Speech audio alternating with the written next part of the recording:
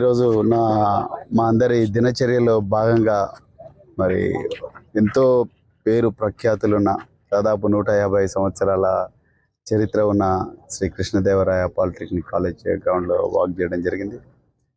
చాలా అంటే చాలా బాగున్నది. మా అందరి అలవాట్లు ఇవి. ఇంకా చాలామంది కూడా వస్తే ఈ గ్రౌండ్స్కి బాగుంటుంది.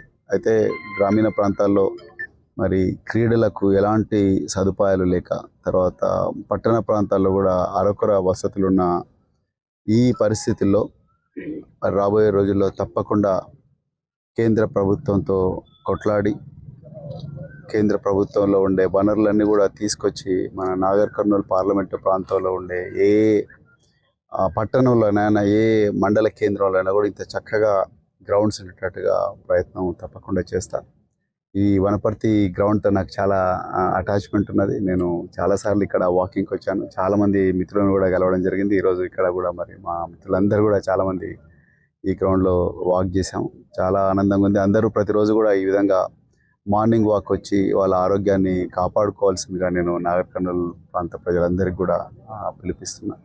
సో రాబోయే రోజుల్లో వాళ్ళ సంపూర్ణ ఆరోగ్యం కోసం ఏ ప్రయత్నం చేయాలన్నా ఆ ప్రయత్నం నేను తప్పకుండా చేస్తానని చెప్పేసి నేను మాటిస్తున్నాను. సార్, మీరు ఇది రాజకీయాలు మాట్లాడడానికి వేదిక కాదు, కానీ బట్ మీరు అడిగిండ్రు కాబట్టి చెప్తున్నా. నేను ఒక పార్టీ అధికారంలో ఉన్నదా లేకపోతే అధికారంలో లేదా, ఓడిపోయిందా లేకపోతే గెలిచిందా, లేకపోతే 20 మంది 30 మంది ఎమ్మెల్యేలు ఉన్నారా లేకపోతే లేరా అనేది నేను చూడ.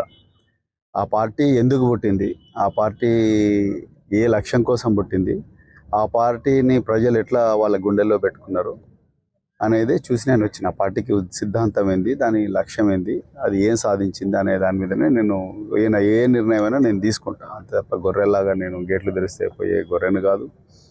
సో ఆ విధంగా చేయాలని కూడా నేను అనుకోవడం లేదు. నేను ఇప్పుడున్న ప్రస్తుతమైన పార్టీ స్పష్టమైన విధానంతో, స్పష్టమైన లక్ష్యంతో ఈరోజు తెలంగాణ ప్రజలందరినీ కూడా చైతన్యవంతం చేసి, ఇదొక పార్టీ కాదు, ఇదొక ఉద్యమం.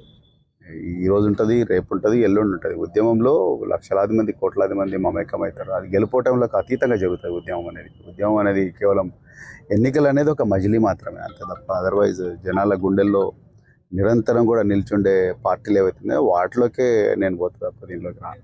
అంటే అట్లా ఏదో అధికారంలో ఇవ్వాలన్నారు 10 అబద్ధాలు చెప్పి అధికారం రావడం చాలా ఈజీ, కానీ ప్రజల గుండెల్లో ఒక స్థానం పదిలంగా ఉంచుకోవడం చాలా చాలా కష్టం. సో అందుకొరకే నేను అలాంటి ప్రజల గుండెల్లో ఉండే పార్టీలోకి రావాలనుకున్నాను.